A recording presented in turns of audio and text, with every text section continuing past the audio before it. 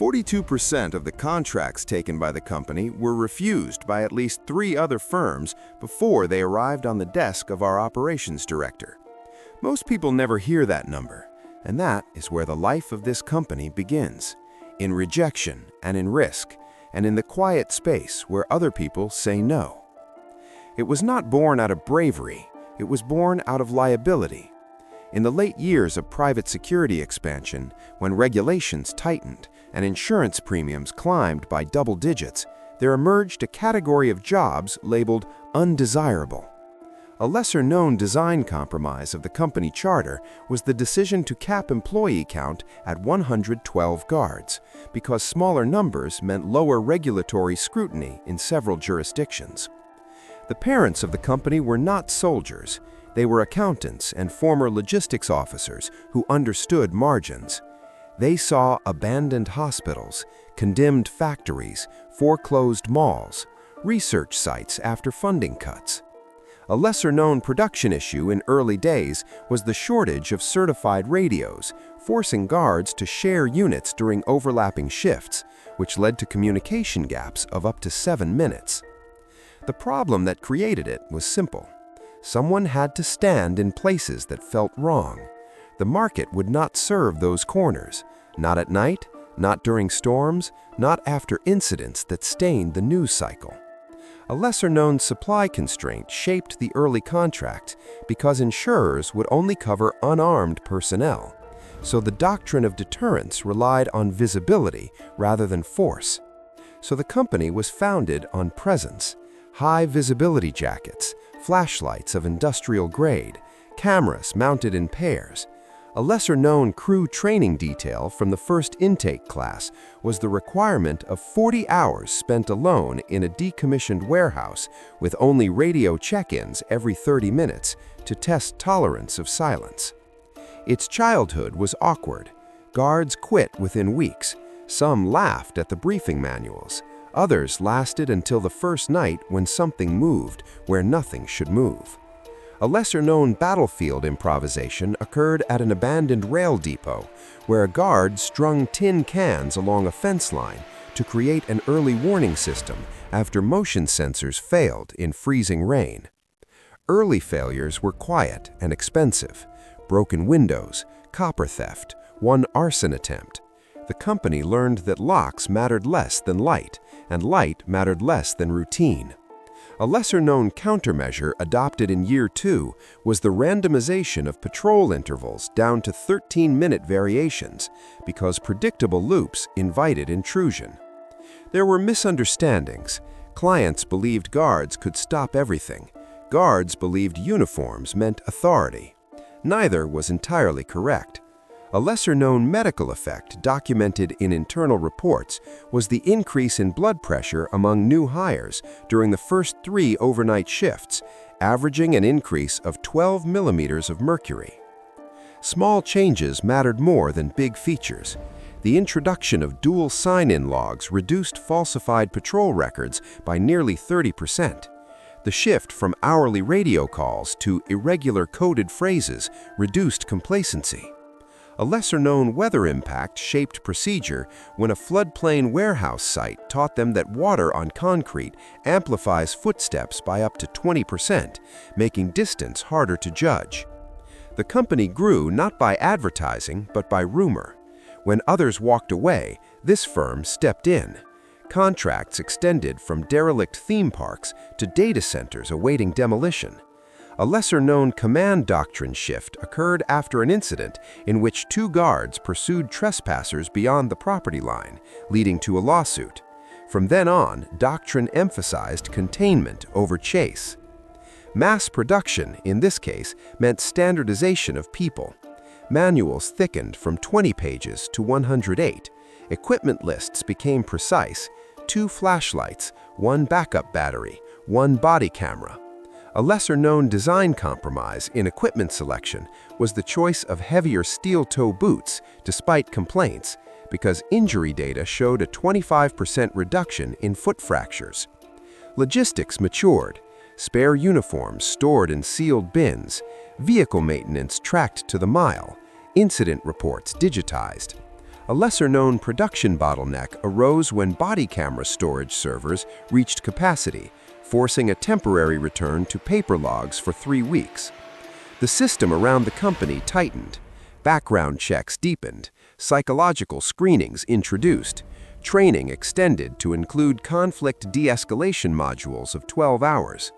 A lesser-known psychological effect observed was the increase in reported vivid dreams among guards assigned to sites with extensive graffiti depicting faces. By year 5, the company reached its peak reputation. It was called when chemical storage tanks needed watching after a closure. It was called when a courthouse received threats. It was called when an estate sat empty during probate disputes.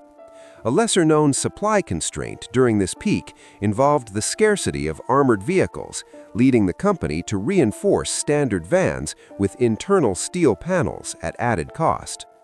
There was a defining scenario: a week of relentless rain, a textile mill scheduled for demolition, surrounded by chain link and rumor. The sky darkened at noon as storm clouds pressed low. 3 guards on rotation.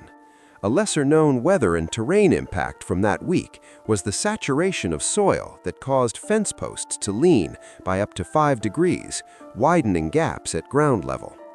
It worked because of routine, because of radio checks, because of light sweeping across broken windows every 13 minutes.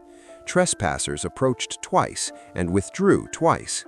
A lesser-known countermeasure that proved decisive was the placement of reflective tape strips at ankle height along interior corridors, disorienting intruders who relied on darkness.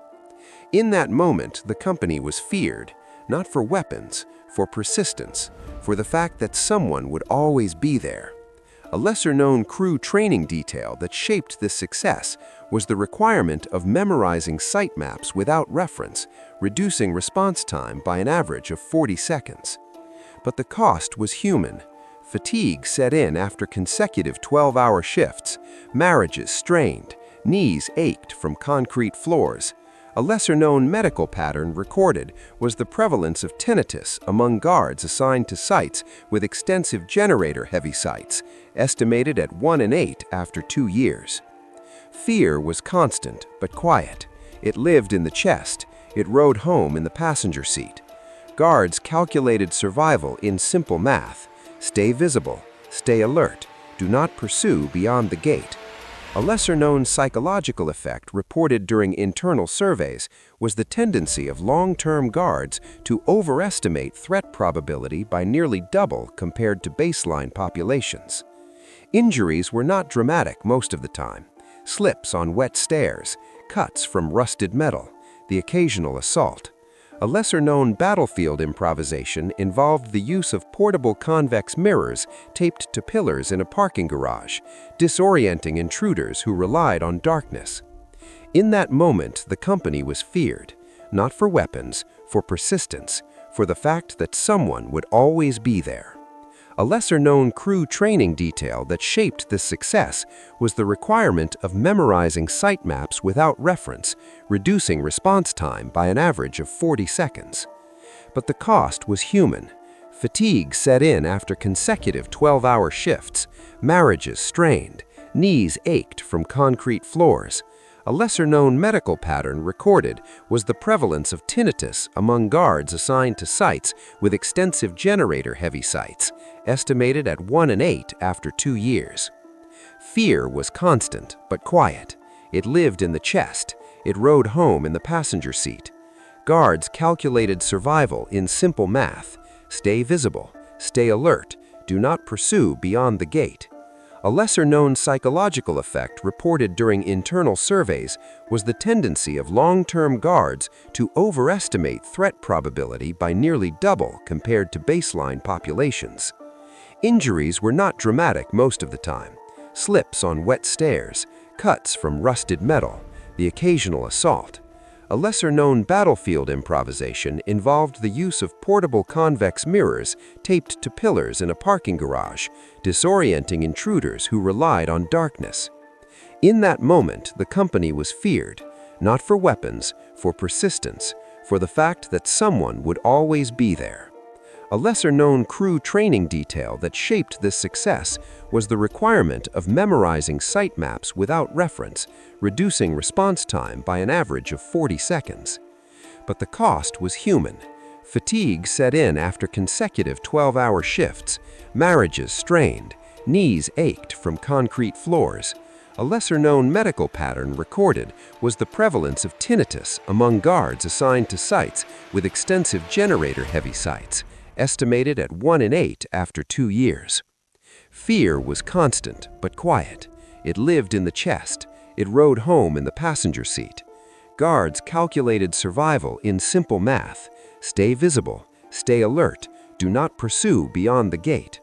A lesser-known psychological effect reported during internal surveys was the tendency of long-term guards to overestimate threat probability by nearly double compared to baseline populations.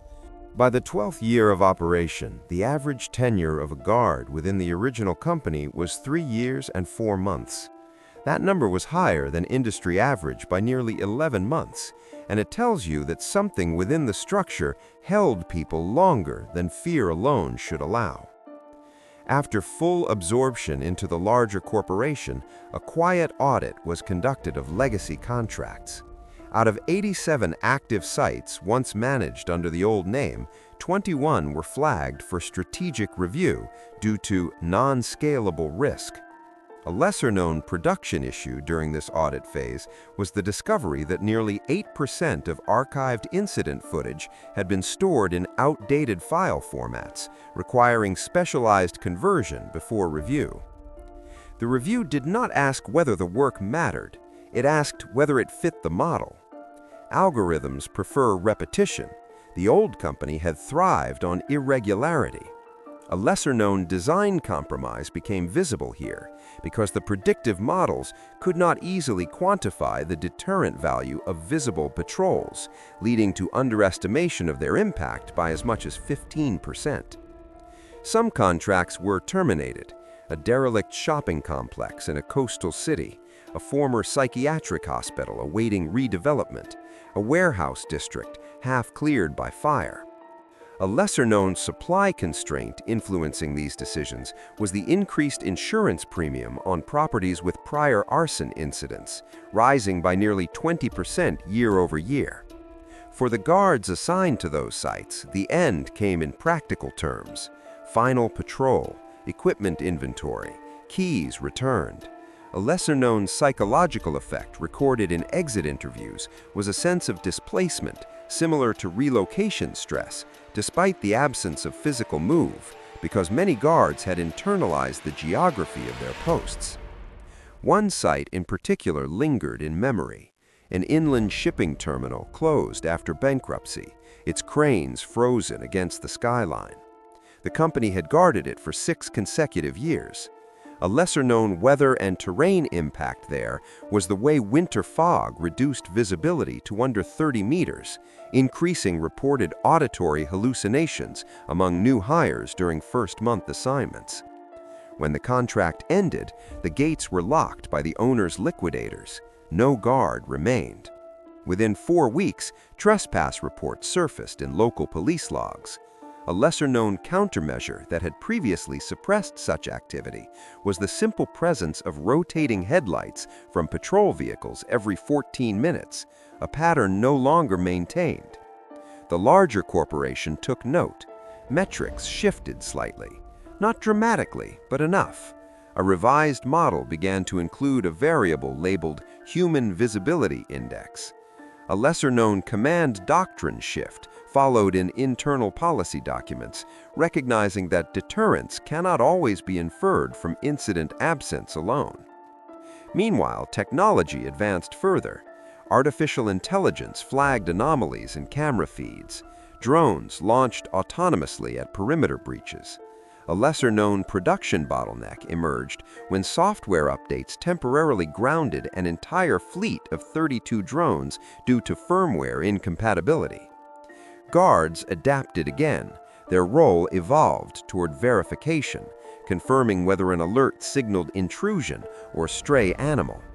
A lesser-known crew training detail introduced during this phase required guards to complete 20 simulated alert drills per quarter to maintain classification accuracy above 92%. The cost of the work remained steady, if less visible. Isolation persisted, though now sometimes in control rooms rather than open yards. A lesser-known medical observation from occupational health reviews showed a slight increase in lower back complaints due to prolonged seated monitoring shifts exceeding 10 hours. There were still nights of rain, still moments when the sky dimmed unexpectedly and power flickered across aging infrastructure. At a decommissioned water treatment facility awaiting environmental remediation, a transformer failed during a thunderstorm. 2 guards remained on site to coordinate emergency response. A lesser-known battlefield improvisation during that incident involved the use of vehicle headlights to illuminate a manual valve closure when backup lighting failed. It was not dramatic, no headlines, but floodwater did not reach adjacent neighborhoods. A lesser-known weather impact calculation later estimated that timely valve closure reduced overflow risk by nearly 40% during peak rainfall hour. The legacy of the original company became less about brand and more about habit. Supervisors trained under its doctrine emphasized unpredictability in patrol timing, even when software allowed fixed intervals. A lesser-known design inheritance, visible in updated corporate manuals, was the continued recommendation of minor route variation within a 5% deviation window to avoid pattern recognition. New hires sometimes asked about the old days, about walking through abandoned malls with only flashlight beams and echoing footsteps. Veterans answered carefully. A lesser-known psychological effect among those veterans was a measurable decrease in startle response over time, suggesting adaptation rather than desensitization. Eventually, the division that once bore the name of the original firm ceased to be referenced separately in reports. It became a line item folded into national operations. A lesser-known financial detail in the final consolidated report showed that high-risk transitional properties still accounted for 7% of overall contracts, but generated disproportionate client retention rates of nearly 85% after redevelopment. What endured most was not fear, nor even risk. It was the method, the insistence on logs, on redundancy, on presence that could not be entirely automated. A lesser-known countermeasure that spread industry-wide during these years was the pairing of AI alerts with mandatory human visual confirmation before dispatch decisions. In quiet conversations among supervisors, there was acknowledgement that certain sites felt different, that abandoned places carry weight beyond square footage.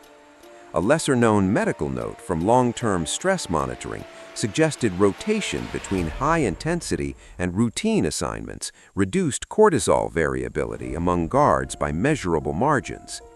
And so, the life of that company, though no longer distinct in name, continued in practice. It had been born from refusal. It grew in places others avoided. It reached a peak not in glory but in reliability. It aged into integration and was replaced in title, but not entirely in spirit. If you stand today outside a property that seems forgotten, and you see a patrol vehicle pass at irregular intervals, and you notice reflective strips low along a corridor wall, you are witnessing fragments of that life. A lesser-known command doctrine shift, influenced by its history, remains embedded in training curricula across multiple regions, emphasizing that absence of incident does not equal absence of threat. The sky will darken again somewhere in the middle of the day. Rain will come. Contracts will be declined by firms calculating margin against uncertainty, and someone will still decide to take the job. The quiet moral does not shout, it does not dramatize, it simply observes that risk does not disappear when ignored. It waits. And sometimes the most human response is not conquest, but watchfulness.